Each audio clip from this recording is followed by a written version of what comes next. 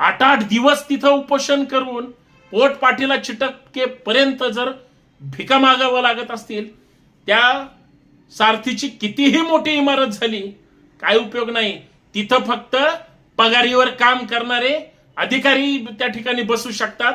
निर्णय घेणाऱ्या संस्था तिथं जन्म घेऊ शकत नाहीत. हे तितकंच महत्वाचं आहे.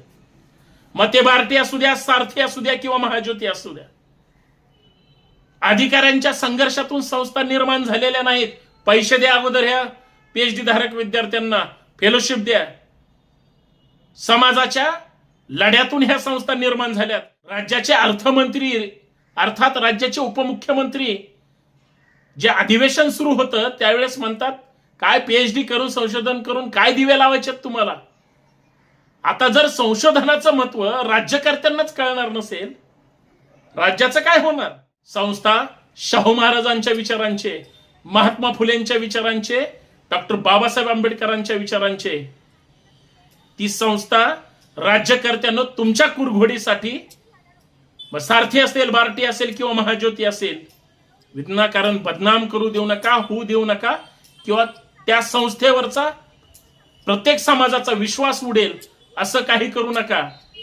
अन्यथा या चळवळीतले लोक तुम्हाला माफ करणार नाहीत, लक्षात ठेवा. मुख्यमंत्री महोदय लाडकी बहीण योजना काढली, 1500 रुपये देतात, पण संशोधन करणारी बहीण इकडं आंदोलन करायला लावतात, संघर्ष करते ती, आणि 1500 रुपये तिकडं त्या दुसऱ्या बहिणीला देत आहेत. हिनं काय घोडं मारलंय. ही वर्षानुवर्ष आंदोलन करते. या पीएचडी धारक संशोधन करणाऱ्या विद्यार्थिनी तुमच्या बहीण नाहीत का. मुख्यमंत्र्यांनी, उपमुख्यमंत्री महोदयांनी, अर्थमंत्री महोदयांनी विचार करावा. नाही तर मग एक तर ते खोट आहे, नाही तर हे खोट आहे. सारथीचे तर फार 150 आहेत. त्या अधिकाऱ्यांना वाटतं आम्हाला 5-5 वर्ष तर त्याच खुर्चीवर ठेवावं, पण अजून 3-3 महिन्याचं एक्सटेन्शन घेऊन ताबा मारून बसलेत. जर सरकारी व्यवस्थेमध्ये सगळ्या अधिकाऱ्यांच्या 3 वर्षात बदल्या होत असतील, तर इथं सारथी संस्थेच्या खुर्चीवर बसणारे काय सरकारचे कोण आहेत. कसले लाभार्थी आहेत, जावं आहेत का सरकारचे.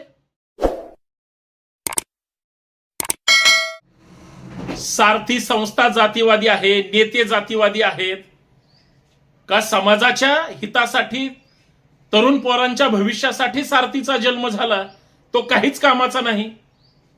म्हणजे पीएचडी करणाऱ्या संशोधकांना जर 100% फेलोशिप मिळत नसेल, वर्षानुवर्ष ते त्या सारथीकडे भीक मागत असतील, बरं ही काय राज्यात सारथीचीच अवस्था आहे का.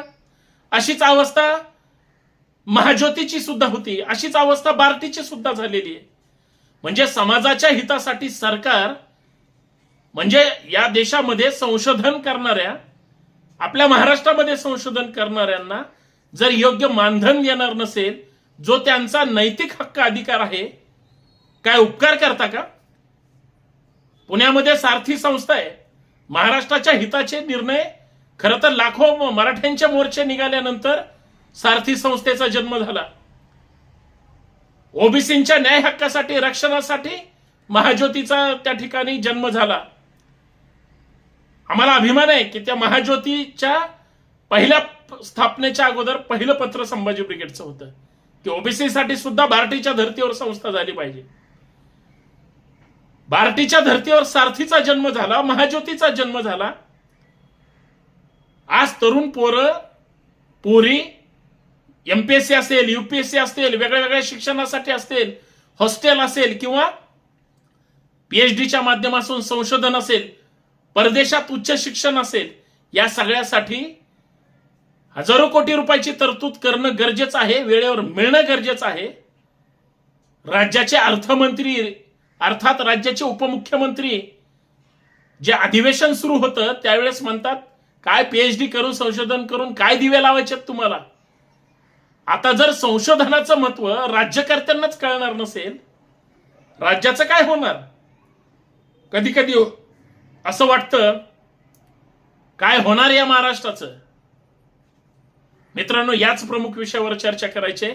सर्वांना सप्रेम जय जाऊ. मी संतोष शिंदे, आपल्या सर्वांचं या सामाजिक विचारपीठावर मनपूर्वक हार्दिक स्वागत. लोकशाहीची धार बोथट झाली. आमच्या न्याय हक्कासाठी आम्हाला नुसतं भांडत बसावं लागतं, लढत बसावं लागतं. एवढंच नाही, बघताय तुम्ही जे या देशामध्ये, राज्यामध्ये आपल्या देशाचं, राज्याचं नाव मोठं करण्यासाठी प्रत्येक क्षेत्रामध्ये प्रचंड प्रत्येक जण संघर्ष करतोय. त्याच्यात विद्यार्थी हा या इथल्या व्यवस्थेचा कणा आहे. तरुणांचा देश म्हटलं जातं आणि तरुणांना शिक्षणापासून, प्रशिक्षणापासून किंवा संशोधनापासून वंचित ठेवलं जातं. हे राज्यकर्ते ह्याच्यासाठी सत्तेवर बसतात. काय म्हणजे काय वाटलं पाहिजे तुम्हाला, आम्हाला, आमच्या मनाला सारथी वारंवार दाखवून देते. जर तुम्ही एक छदाम पोरांवर खर्च करू शकत नसाल, काय चाटायचंय का तुमच्या खुर्च्यांना? उपमुख्यमंत्री महोदय, तुम्हाला जर संशोधन महत्वाचं वाटत नाही, पीएचडी महत्वाची वाटत नाही, फेलोशिप काय कळणार किती महत्वाची आहे ती? अहो, आंदोलनामध्ये लहान लहान बाळांना घेऊन आई आंदोलन करते. तरुण पोरं महाराष्ट्रातल्या कानाकोपऱ्यातून पुण्यात सारथी संस्थेसमोर आंदोलन करतात. त्यांची घरं चालत नाहीत म्हणून. बर, सारथी संस्था असेल, बार्टी असेल, महाज्योती असेल, 50%च अगोदर देणार म्हणले. बार्टीवाल्यांनी तीव्र आंदोलन केलं. बार्टी संस्थेच्या अंतर्गत येणाऱ्या त्या सगळ्या आंबेडकरी चळवळीतल्या किंवा त्या प्रवर्गातल्या सगळ्या विद्यार्थ्यांनी आंदोलन केलं. महाज्योतीमध्ये पण तेच झालं. आत्मधनापर्यंत हे विद्यार्थी गेले हो, त्यावेळेस त्यांची डोळे उघडले. मग 50%चं 100% केलं. ऍफिडेव्हिट लिहून घे, 12 नखरे करण्याचं काम अधिकारी खुर्चीवर बसून करतो. सारथीच्या तर फार 150 आहेत. त्या अधिकाऱ्यांना वाटतं आम्हाला 5-5 वर्ष तर त्याच खुर्चीवर ठेवावं, पण अजून 3-3 महिन्याचं एक्सटेन्शन घेऊन ताबा मारून बसलेत. जर सरकारी व्यवस्थेमध्ये सगळ्या अधिकाऱ्यांच्या 3 वर्षात बदल्या होत असतील, तर इथं सारथी संस्थेच्या खुर्चीवर बसणारे काय सरकारचे कोण आहेत? कसले लाभार्थी आहेत? जावं आहेत का सरकारचे? आणि ते खुर्चीवर बसून जर त्या संशोधन करणाऱ्या विद्यार्थी, पीएचडी धारक विद्यार्थ्यांवर जर अन्याय करणार असतील, हिताचे निर्णय घेता नसतील, काय सगळा पैसा स्वतःच खायचा आहे का? काय करणार आहे तुम्ही खुर्चीवर बसून? हे इथं महाराष्ट्राच्या कानाकोपऱ्यातून आलेत, हे आंदोलन करण्यासाठी जन्माला आलेत का? विचार करणं गरजेचं आहे. सगळ्यात महत्वाची गोष्ट, सारथी संस्थेच्या माध्यमातून सारथी, बार्टी, महाज्योती कुठलाही घ्या, एंट्रन्स ह्यांची घेतलेली आहे. प्रत्येक जे काही सारथी अर्थसहाय्य करतं ते काय मेरिटनुसार करतं, असं येड्या गबाळ्याला देत नाहीत. स्वाधारण योजनेचं सुद्धा असंच, प्रत्येक गोष्टीचं असंच. का अडकाटी येते? का पोरांवर अन्याय केला जातो?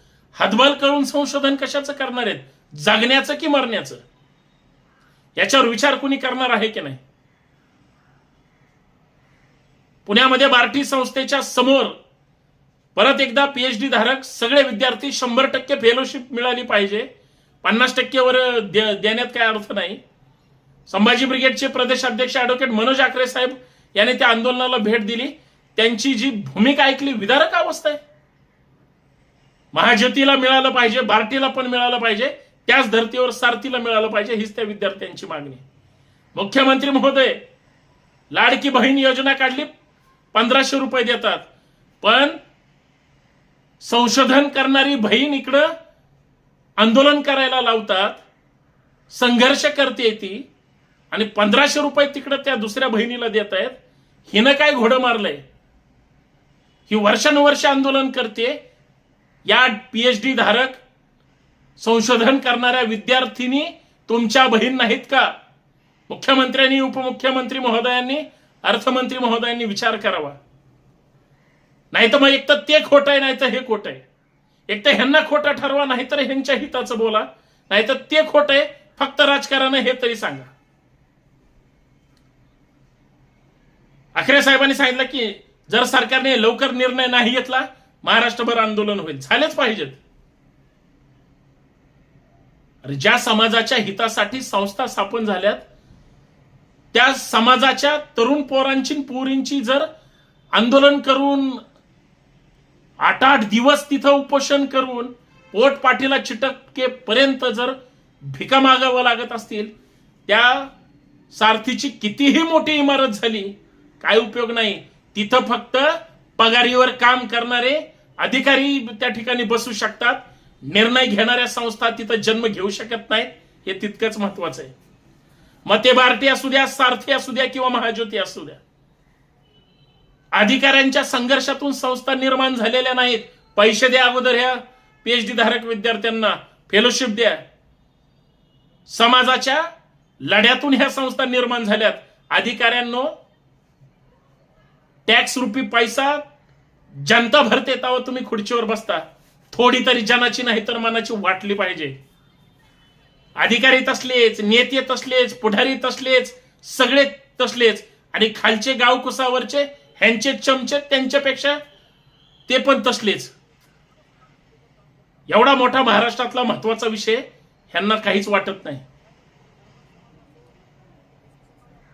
सारथी जशी टिकली पाहिजे, जिवंत राहिली पाहिजे, तसं समाजाचं हित झालं पाहिजे. महाज्योती तशी उभी केली पाहिजे, टिकली पाहिजे, तसं ओबीसी बांधवांचं भलं झालं पाहिजे. सगळ्यांना एकत्र करून त्या ठिकाणी विकासाचा विचार केला पाहिजे. तसंच बार्टी असेल किंवा बार्टी संस्था उभी केली असेल, समाजाचं भलं होत नसेल तर काय करायचं तुम्हाला? सरकार कोणाचं आहे, नेते कोण आहेत, काय देणं घेणं नाही. विद्यार्थी म्हणून आमच्या न्याय हक्कासाठी लढतोय ना, मिळालं पाहिजे. पण जर याच्यात कुणी आडखाटी करत असेल तर किती दुर्दैव आहे साहेब.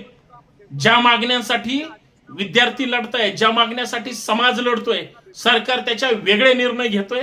काय चाललंय महाराष्ट्रात?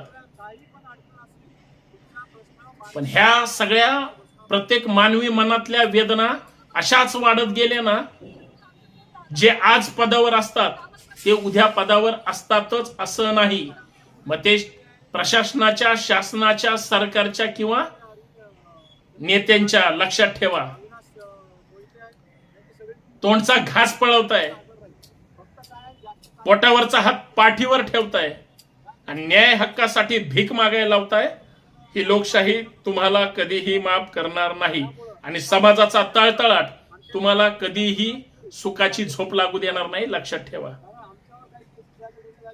सन्मानाने हक्काची मागणी करतायत, तुम्ही सुद्धा ताकदीनं ते पुरवण्याचं काम करा, तरच राज्याचं हित आहे, अन्यथा काही नाही.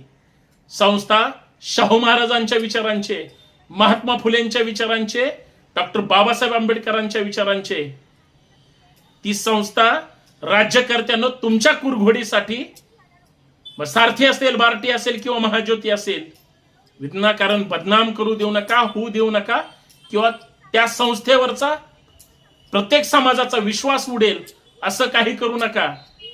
अन्यथा या चळवळीतले लोक तुम्हाला माफ करणार नाहीत. लक्षात ठेवा. जय जाऊ.